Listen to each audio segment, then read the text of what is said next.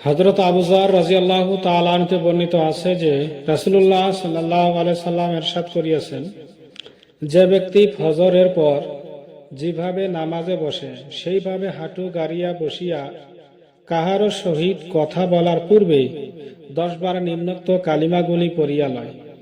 এক রেওয়াতে আছে যে আসরের নামাজের পরে 10 বার পড়িয়া লয়, তাহার জন্য 10টি নেকি লিখিয়া দেওয়া হয়, 10টি গুনাহ মুছিয়া দেওয়া হয়, 10টি মর্তবা বুলন্দ করিয়া দেওয়া হয়। সারাদিন সে অবাঞ্ছিত অপছন্দনীয় জিনিস হইতে নিরাপদ থাকে এবং কালিমাগুলি শয়তান হইতে বাঁচাইবার জন্য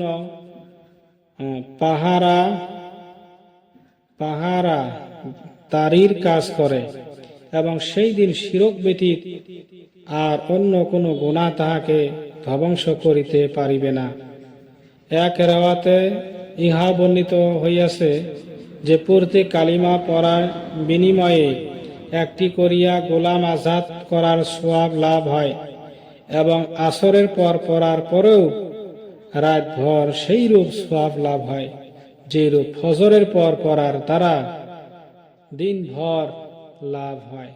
কালিমাগুলি এই: লা ইলাহা ইল্লাল্লাহু ওয়াহদাহু লা শারীকা লাহু লাহুল মুলকু ওয়া লাহুল হামদু ইহয়ী ওয়া ইউমীত বিয়াদিহিল খায়র ওয়া হুয়া আলা কুল্লি শাইইন কাদির।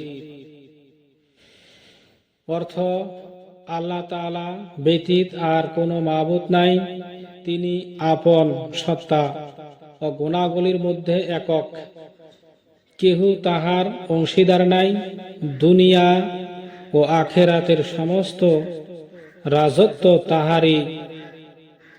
তাহারই হাতে, সকল কল্যাণ সকল প্রশংসা তাহারই জন্য।